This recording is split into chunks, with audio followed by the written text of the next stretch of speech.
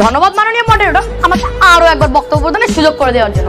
মাননীয় মডারেটর, বিপক্ষ দলের বক্তব্যরা বলে গেলেন পরিবার থেকে শিশু যে শিক্ষাগুলো পায় তা কি কোনো বিদ্যালয়ের প্রাতিষ্ঠানিক শিক্ষা?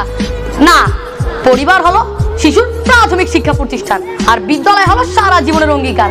মাননীয় মডারেটর, আমাদের প্রতিপক্ষ আরো একটি প্রশ্ন করেছে, প্রশ্নটি খন্ডিয়ে বলছি।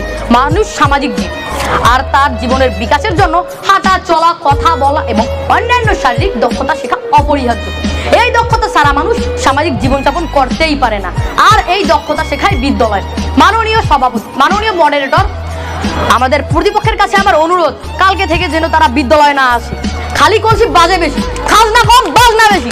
মাননীয় সভাপতি, আমাদের প্রতিপক্ষ আরো একটি প্রশ্ন করেছেন, বিদ্যালয় শুধু বইয়ের জ্ঞান দেয় আর পরিবার দেয় জীবনের জ্ঞান। মাননীয় মডারেটর, বিদ্যালয় শুধু বইয়ের জ্ঞান দেয় না, বিদ্যালয় দেয় একটি শিশুর চরিত্রিক গঠন, আত্মনির্ভরতা, সময় ব্যবস্থা সবকিছু গড়ে তোলে। তাই মাননীয় মডারেটর, আমি আবারও দীর্ঘ কণ্ঠে বলছি, শিক্ষাক্ষেত্রে পরিবার নয়, বিদ্যালয়ের ভূমিকাই মুখ্য। ধন্যবাদ মাননীয় মডারেটর, ধন্যবাদ সবাইকে।